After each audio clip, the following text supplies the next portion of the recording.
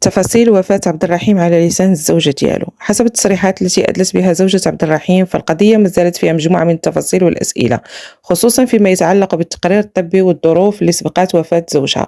الزوجة تكلمت أولا على التقرير الطبي وقالت أن التقرير كيشير إلى أن عبد الرحيم توفي بسبب الاختناق، وأن الطريقة اللي وقع بها الضغط عليه هي اللي تسببت في الوفاة ديالو حسب الرواية اللي وصلتها، أدت إلى اختناقه ومن بعد إلى وفاته. ووضحت كذلك أن التقرير الطبي حسب كلامها كيتضمن التفاصيل المرتبطة بالوفاة، وأن التشريح الطبي هو اللي من المفروض يوضح حقيقة الأسباب والظروف اللي أدت إلى الوفاة. ومن بين الأمور اللي شدت عليها الزوجة موضوع الأخبار والإشاعات اللي كانت كتروج على أن عبد الرحيم، خصوصا الكلام اللي كان كيربط وفاته بتعاطي المخدرات. الزوجة نفت هذا الشيء وقالت أن التقرير الطبي ما فيهش ما يثبت تعاطي المخدرات، وأنها كانت كتسمع بزاف ديال الهضرة والإشاعات، ولكن بالنسبة لها التقرير والتشريح الطبي هما اللي كيبينوا الحقيقة.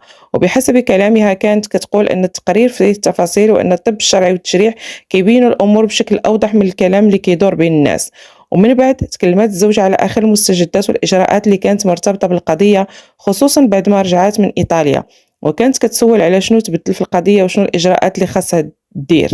وقالت أن التشريح كان غادي يكمل، وإلا كاينة إجراءات ضرورية باش يرجع عبد الرحيم للمغرب باش يتم التعامل مع القضية والإجراءات المرتبطة بها. كما تكلمت على الطريقة اللي تعاملات بها الجهات المعنية مع الملف، وعلى الإجراءات اللي خاصها تدوز باش يرجع زوجها لأرض الوطن. وبالنسبة لها كان الهدف الأساسي ديالها واضح، أنها ترجع وتشوف راجلها وتتابع القضية بنفسها.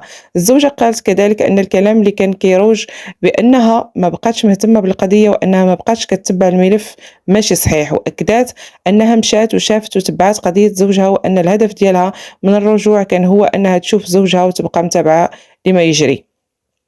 وقالت بمعنى واضح أن الناس اللي كانوا كيقولوا أنها ما بقاتش كتبع القضية أو أنها ما بغاتش تعرف شنو وقع، كلامهم ماشي صحيح، لأنها هي بنفسها مشات وتبعت القضية. أما بخصوص اللحظات اللي سبقت وفاة عبد الرحيم، فالزوجة وضحت أنها ما كانتش معاه في ذاك الوقت، وقالت أن المشكل وقع وهو خارج، وأنه كان معصب، ولكنها ما كانتش حاضرة باش تعرف بالضبط شنو وقع في ذاك الوقت، ولهذا فهي ما قدرتش تعطي تفاصيل دقيقة على شنو وقع قبل الوفاة، لأنها ما شافتش داك الشيء بعينيها. وقالت كذلك أنها ما عارفاش واش كان شي مشكل وقع قبل، أو واش كان عنده مشكل مع شي شخص، أو واش كانت عنده مشاكل في العمل، أو شنو بالضبط كان السبب اللي خلى الأمور توصل لهذه النهاية. وبالتالي أكدت أن التفاصيل الدقيقة ديال اللي وقع قبل وفاته ما عندهاش عليها معلومات كاملة. ومن بعد كان السؤال الأصعب بالنسبة للزوجة، شنو كان الإحساس ديالها ملي شافت عبد الرحيم من بعد وفاته. وهي قالت أن هاد اللحظة صعيبة بزاف وما قدرتش توصف بالضبط شنو وقع ليها في ذاك الوقت، وقالت أن الله سبحانه وتعالى هو اللي كيعلم شحال كان الألم ديالها. وبالنسبة لمكان الدفن تكلمات الزوجة كذلك على أن عبد الرحيم كان عنده رغبة مرتبطة بالمكان اللي بغى يتدفن فيه، وقالت أنه كيهضر من قبل على المكان اللي بغى يتدفن فيه، وأنها باغية تحترم هذه الرغبة. أما الرسالة اللي بغات توصلها للناس اللي كيتابعوا القضية، فالزوجة شكرت الناس اللي ساندوها ووقفوا معاها، وقالت أن الناس اللي ساندوها الله يجازيهم بخير، لأنها كتعتقد أن اللي وقف معاها وحس بالألم ديالها غالبا هو حتى هو سبق ليه فقد شخص عزيز عليه وعارف معنى الفراق. وفي الأخير بقات الزوجة متمسكة بمتابعة القضية، وبأن الحقيقة خاصها تبان من خلال التحقيقات والتقارير الطبية، ماشي من خلال الإشاعات والكلام اللي كيدور بين الناس.